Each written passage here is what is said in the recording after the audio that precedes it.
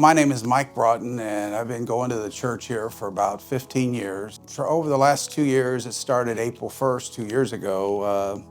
I had my first surgery for cancer, prostate cancer. And when people say, oh, it's prostate cancer, well, that must not be too bad. Well, I wish that was the case, but mine wasn't very good. And so I had to have my prostate taken out if I wanted to continue to live. And so the doctor told me after surgery that, well, there's probably about a 5 or 10% chance that we got it all and there'll be little cells in there. And probably 3 to 5 months, you'll be coming back and we'll see the cells and then we'll have to do something to try to kill them off.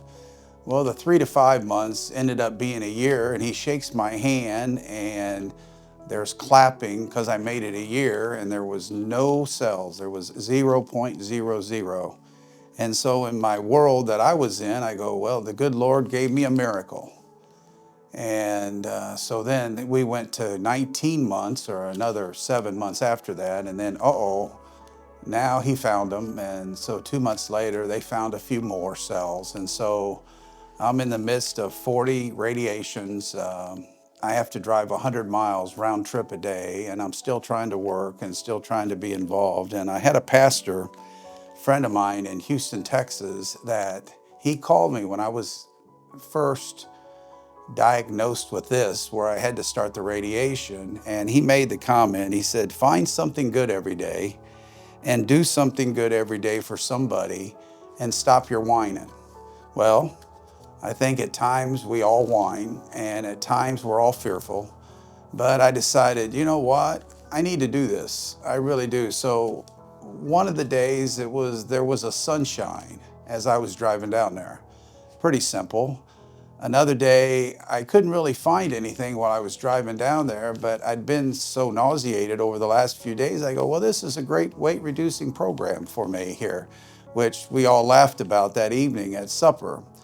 But over that time, you get a sense when you're sick of other people that are like you or many times worse than you. Greatest things that have happened to me have been the people, we all kind of get in a line, and my time is 10:15 to 10:25, so Dan's before me, and a gentleman named Clarence is after me. And so you get a tight bond, and one day, Dan, he's older, about 10 years older. He lives in Kentucky. And he said, you know, Mike, I'm done with this. And I guess a little of the coach came out in me. And I just said, well, I said, you need to hang in there. And I said, Dan, and I knew his time was coming to go in there in just a couple minutes. And I made the comment to him. I said, hey, you know what? Just quit tomorrow. Don't quit today. And I helped him up.